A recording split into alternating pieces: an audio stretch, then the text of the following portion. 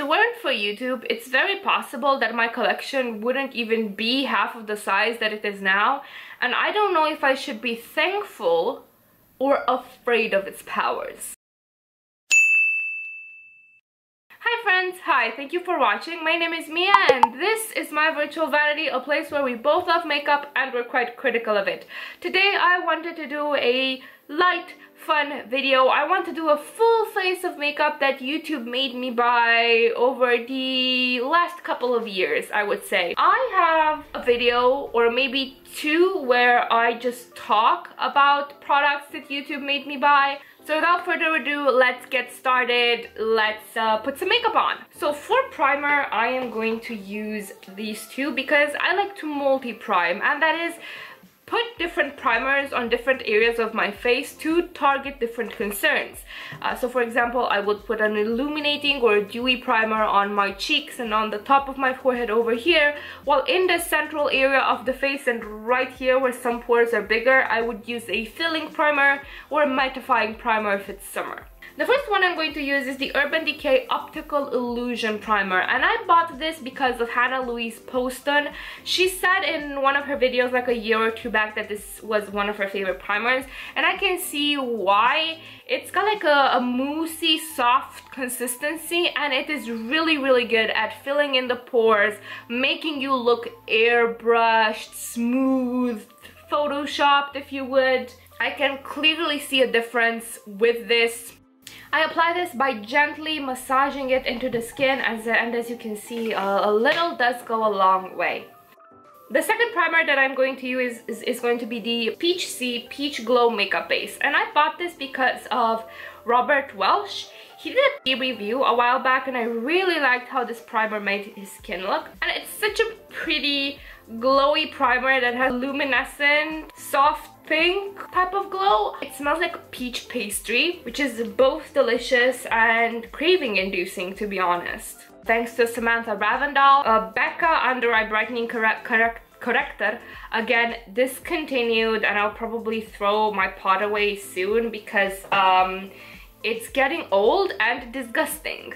I really like this. It does brighten up the under eye area. For concealer and foundation, I'm going to use the Catrice True Skin Hydrating Foundation and the Catrice True Skin Concealer. The foundation is in 010 Cool Cashmere, while the concealer is in 002 Neutral Ivory. I bought both of these because of Emily Noel, who highly praised them as being quite hydrating, a satin luminous finish, good coverage without being too cakey. She really praised them, as well as the powder in the same line, but I don't need any more powders. I need another powder like I need a kick in the head.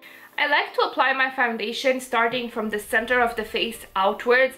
I feel that this gives a more natural look to it, especially with lighter and light to medium coverage foundations like this one. Something about this foundation though that I have noticed is that it looks better the more I wear it. At first application, it looks like it sits a bit on the skin as opposed to sink into it, but then like half an hour passes and it mixes with my natural, very puny, feeble oils in my skin, and it does start to look much better. I actually haven't tried the concealer yet at all because I bought it today with my July beauty budget. So I'm curious to see how I like it. It's got like a huge tip. That's what she said. Oh, this is just a bit too yellow for me, but it is what it is. We'll make do. Why the hell do you call it Neutral Ivory and then make it yellow? Make fucking sense. I mean, could be worse. It's fine. It's very luminous. It makes me look hydrated. It doesn't look at all cakey. It's really pretty. It's really pretty. I have to give it that. I'll take my Focallure concealer, and this is in 02 Light Cream. And I am going to use this to cover up some spots that I have on my face because as I said, this is stupidly high coverage. Powder. This is an oldie but a goodie. I bought this powder, the Sephora Beauty Amplifier Smoothing and Brightening Powder in the pressed version, because of an Elisa Ashley video that I saw, gosh, maybe 3-4 years ago, and I've also hit pan on this. It's so finely milled, so smooth. It makes me look so flawless. It's such a good winter powder because it doesn't make me look cakey, doesn't make me look dry, doesn't make me look arid like the Sahara Desert. I really like this powder. It's incredibly hot. It's like I'm in another layer of hell. It's not enough that daily life in modern society is a circle of hell unto itself. Now I must contend with these absolutely disturbing temperatures. So I will be spritzing a bit of the NYX Dewy setting spray on my face. Also, I like that it has such an aggressive spray. I love sprays that are aggressive. Like, it's like, spritz me, daddy. Give me a second while I go do brows, yeah? Let's do eye primer, and the Milani Eye Primer is an OG. It's a classic, and I also bought it because of Emily Noel.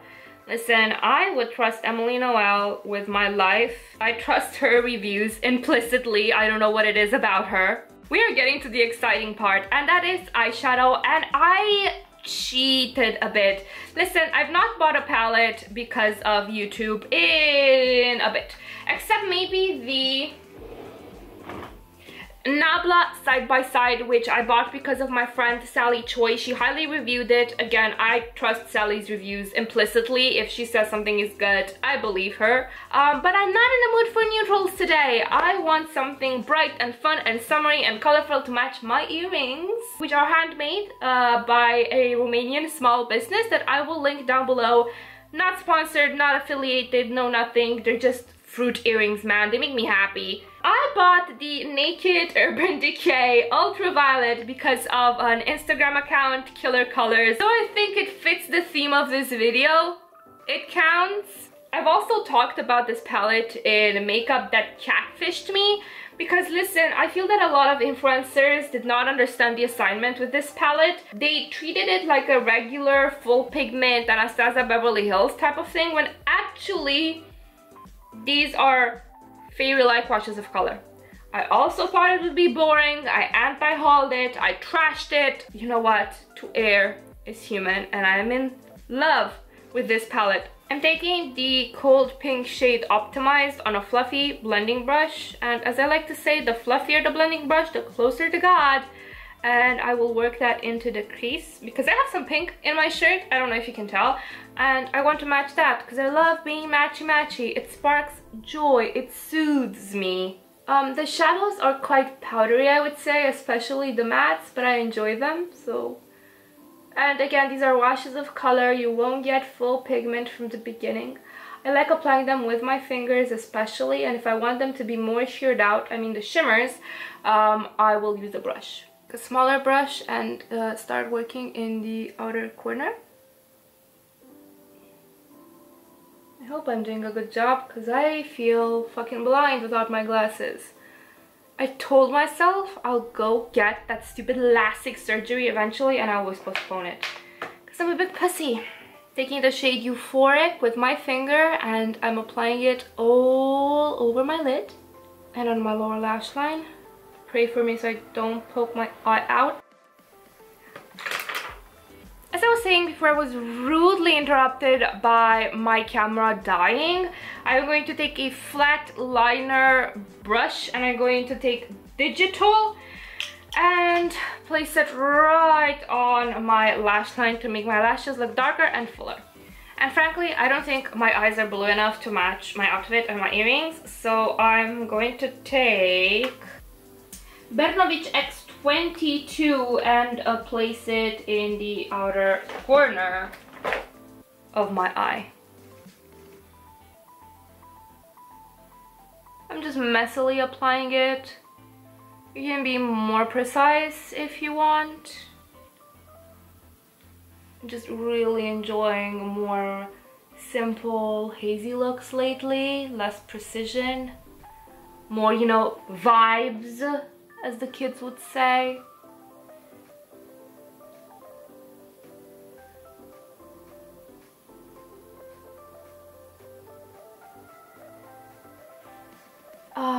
so full on. Okay. For mascara, I'm going to use something that I bought because of my friend Mariam A on YouTube, and that's the Kiko Extra Sculpt Volume Mascara, which has become a holy grail. I have 3 backups of this mascara that I bought in December, so I don't run out and then have to go use my beauty budget to buy mascara. And I also did that with brow stuff because 4D chest thinking, man.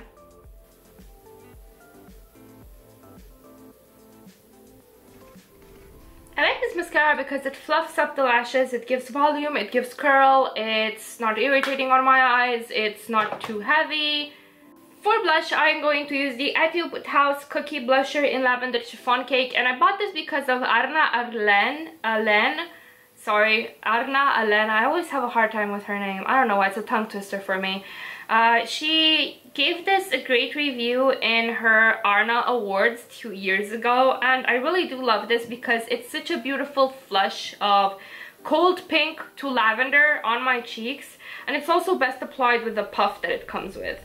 For highlighter, I'm going to use the Danessa Myricks Dew Wet Balm in shade Clear. This is very new to my collection. I bought it with June's beauty budget, and I have used it maybe 2 or 3 times so far. I bought this because of Amy Loves Makeup, and I really like this because it's very dewy but in a natural way, and it doesn't make my hair stick to it, which is nothing short of a miracle, to be honest, considering the type of product this is. I don't have any particular lip products that I bought because of YouTube, so I'm just going to go with the Charlotte Tilbury Pillow Talk. Again, very new to my collection, and that's because, come on, let's face it, everyone and their moms were creaming themselves over this on YouTube, on Instagram, and even though I did not purchase it because of one specific person, I am... Jesus God, my glasses are so filthy, I need to clean them. I purchased it because of social media. I don't think I would have purchased it otherwise, so there is that. I think that this is a very pleasant matte formula, a beautiful My Lips But Better shade, very comfortable wearing, very flattering on my skin tone. However, now that I think of it, it doesn't match this cool toned purple look, so let me add something else on top of it. I wonder what would happen if I add NYX Doom on top of it, because this is a very dark, almost black purple. So I wonder what some makeup alchemy would make out of these 2 colors. Let's experiment, shall we? Let's have some fun. Putting this in the center.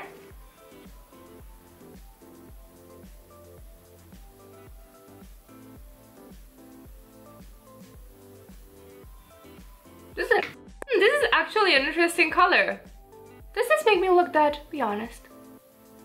And if it does make me look dead, is it like the glamorous kind of undead, like vampire seductress dead, or I'm casket ready type of dead? But still, it doesn't match the look. So I'll just have to take this off. Excuse me. This is one of my most useless fucking talents. I can pick up stupid undertone differences, and it drives me fucking mad if things aren't very matchy-matchy, and it prevents me from enjoying my makeup to the goddamn fullest. My lips are stained right now, of course. You know what, I'm just gonna put a clear gloss. I'm tired of this. My lips still don't match, but at least it's not as obvious. I feel like I ruined my look with the lip choices, but it is what it is. I'm just being crazy. Just never mind. Just never mind. Guys, this has been it. This has been my full face of YouTube Made Me Buy It +1 Instagram pic. I hope you guys enjoyed it. Please let me know in the comments down below what makeup you bought recently because of YouTube. I would love to know. And if you bought something because of me, I would love to know how much of a bad influence I was in your life. I'm really curious. Again, thank you guys so much for watching. Don't forget to have a wonderful morning, evening, second breakfast, third lunch, or whatever it is where you're from. Bye!